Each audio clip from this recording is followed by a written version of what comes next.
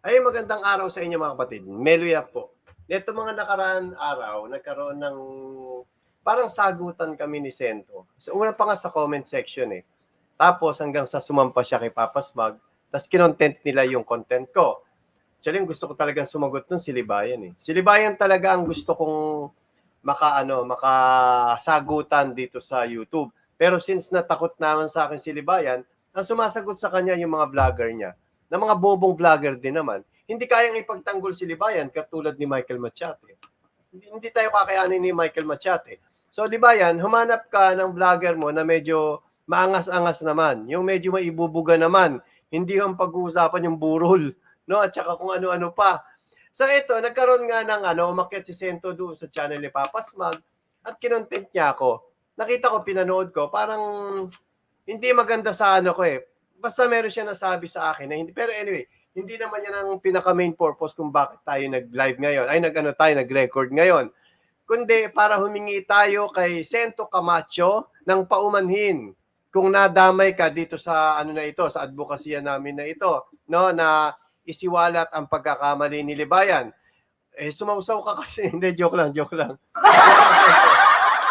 Siguro, masasabi ko na lang, pasensya ka na. Tulad nga ng nasabi ko nung mga nakaraang buwan pa na pwede kita maging BFF.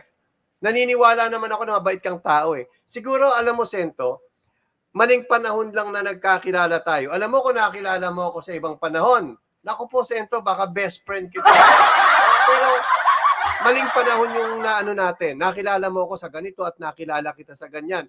So, hindi maganda ito para sa atin dalawa. Pero nakikita ko naman na mabait ka. Mabait ka, nakikita ko. May nakita akong bagay na ginagawa mo na hindi magagawa ng isang ordinaryong tao. Hindi ko na lang sasabihin kung ano yun para hindi masayang yung kabaitan mo. Nakita ko naman sa'yo, maayos ka naman eh. Siguro nadamay ka lang ngayon. Pero huwag ka mag-alala, Sento, hindi na kita i-content. Isa-shoutout na lang kita. Isa-shoutout na lang kita, Sento, hindi na kita i-content. Nadadamay ka lang naman talaga. So, pero itutuloy namin ang aming advokasya laban kay Libayan at saka sa mga alipores ni Libayan, yung mga vlogger ni Libayan. Tignan natin. Kasi sa ngayon, downfall ni Libayan eh. Napapansin ba ninyo? Ang dami ng pagkakamali ni Libayan na hindi na niya kayang i-correct.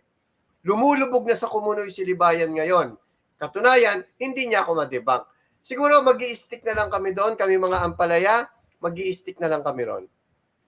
Ang masasabi ko, Sento, pasensya ka na kung nadamay ka na doon sa content ko, sa naging palitan natin ng mga komento sa comment section. Siguro, iwasan na lang natin yung mga bagay na hindi natin mapagkakasunduan. Doon na lang tayo mag-usap sa mga bagay na mapagkakasunduan natin. Kaya, Sento, humihingi ako ng tawad sa'yo. Paumanhin at na-content kita kagabi. Or kanina. Bahala ka kung kailan. Pasensya ka na.